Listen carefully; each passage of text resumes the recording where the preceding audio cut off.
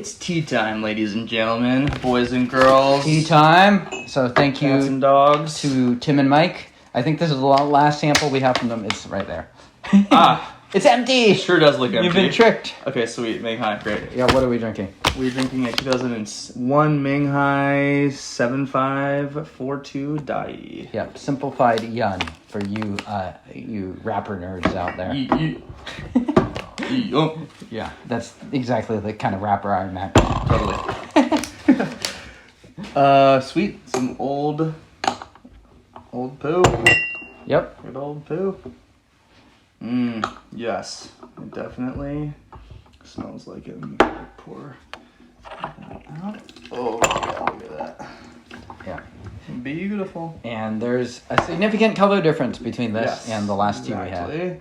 Really beautiful red liqueur. I mean, just off the nose, quite evident that this is an old boy. Old boy. Old boy. What an interesting film.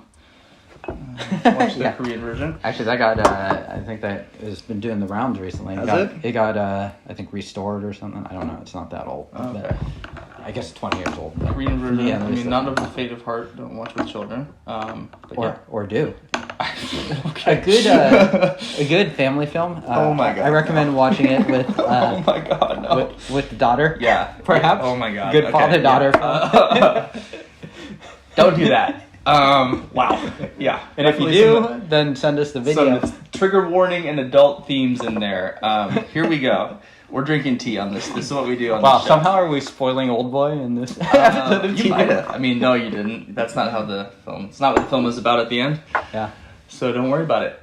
We're drinking some tea. Back to cheerio. Cheerio down the hatch. Now this is proper earthy. Absolutely. Yeah. This is a familiar and wonderful flavor profile. Yeah. Vegetables, vegetable patch, woody as heck, minerally. Yep. All base notes. Well, not all base notes. A nice sweetness. Yeah, but definitely garden patch. So this one definitely is on the stronger side of storage. It's not. I think it's still reasonably clean, but it's There's some garden and earth notes in this for sure. Yeah, a little charcoal. Yeah. Really nice. Nice thickness to the tea too. Very smooth. Yeah. Overall. A lot of leaf here. How much do we weigh out on this bad boy? Whatever was left of the sample. I think it's 5.6, 5.7. It is full. Yep. And unlike our previous tea, which was turning green, this guy, you can tell, is not turning green. So kind of a good case study in the Totally. sense that this one obviously has had stronger storage. Yeah. You can tell from the liqueur as well as Oh that. my goodness. I don't know if this is evident or not, but it's a dark boy. Dark owl. Yum. Syrupy, thick.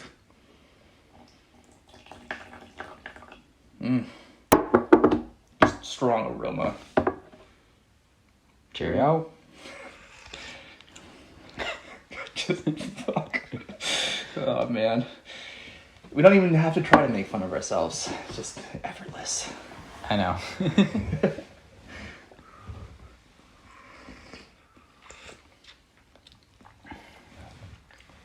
Yeah. Getting bold and strong.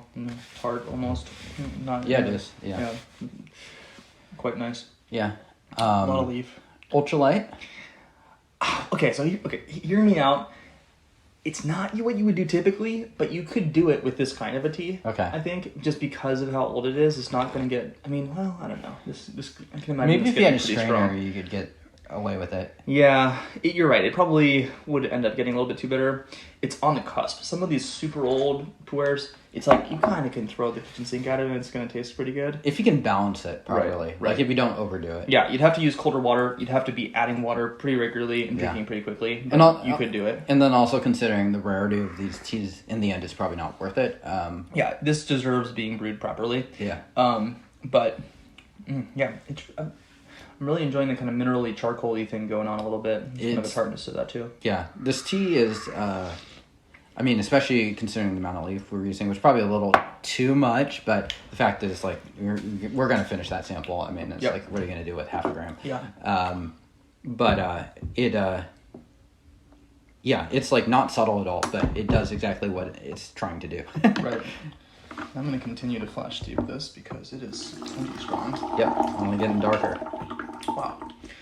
And just lasting mouthfeel, strength, potency, definitely a yes. Yeah. Mom test? No. Yeah. T-noob? No.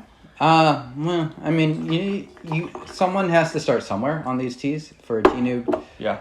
I don't know if this is the exact right one Pretty they potent. showed, but I mean, it is a reasonable example of this type of tea. Absolutely agree with that. I mean, yeah, definitely is going to get you into what does a vegetable patch taste like. Yeah. That you hear about on this wacky YouTube channel you follow, but maybe not representative of completely of like the smoothest version of these teas. Right. Not because it's not ready, but we're using a lot of leaf. It's Yeah. like a And to make a certain point clear too, the last episode we brought on a 2013 Iwu that had been stored in Malaysia. I think if you stored this Iwu for another 10 years, I don't think it'd taste like this. I don't think that tea in that specific sort of storage is going to develop those vegetable patch notes. Yeah. So there's a difference in the storage methodology that's going to kind of result in this sort of a tea. Yeah. Mm. It's so potent, but it's so easy to drink. Yeah. It's not abrasive at all. Yeah. Nice. Very strong. Yeah. And Potent. Unlike the old Whitey, which was the first tea we had today, I think this is a tea that's going to go on for quite a while. This tea is definitely going to outlive this episode. You can just see as the liqueur is poured, how, first off, full this is, because you can see the top has not steeped nearly as much as the bottom, and the bottom comes in through like the middle of the pour itself as like a jet black column of tea. If you pour a tea slow enough, especially, you'll see that like it starts off lighter and then you can see it get darker and darker. Absolutely. Yeah. Oof. And this is quite potent, but very, very delicious. Yeah. You definitely want to be a friend of the kind of deeper, potentially like kind of leathery, earthy flavors to enjoy something like this. Yep.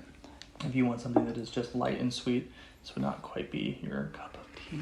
Oh my goodness, I said it. No. Cheers. Yep. Would you say you get more tomato vine or beets for this? Just trying to figure out which lobby to call for our sponsor. I'm laughing, and also I have a definite answer, and it's beets for me. Okay.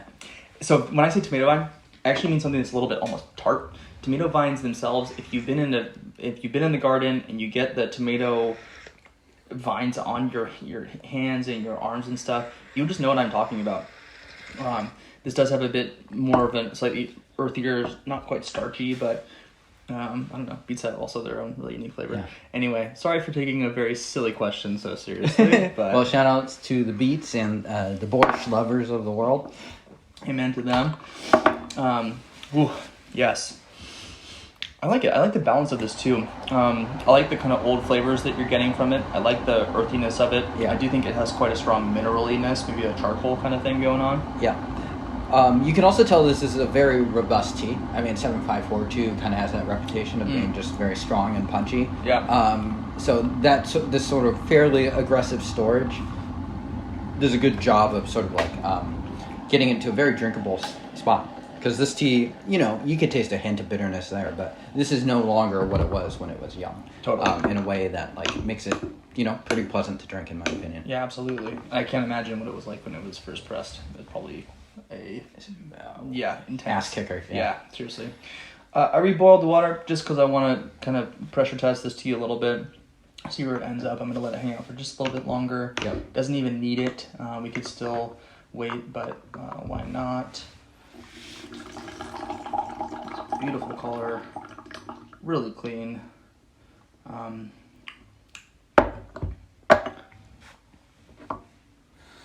It still smells very vegetable patchy. Yeah, I really enjoy this kind of thing. Very different. You can appreciate a flavor like this without finding it to be your favorite flavor to be drinking. Yeah. I just actually do enjoy this taste as well, so it's a nice coincidence for me. Yeah. But It'd be funny if one of us did not like this taste. I feel like could probably be something like 50 or 60 episodes that would have gone very Yeah. differently, or we would have just brought on like different teas. Yeah. But Yeah. it just so happens that we both enjoy teas sort of like this. Right. So it becomes a somewhat regular occurrence, even though teas like this are not that easy to find in the West. Yeah.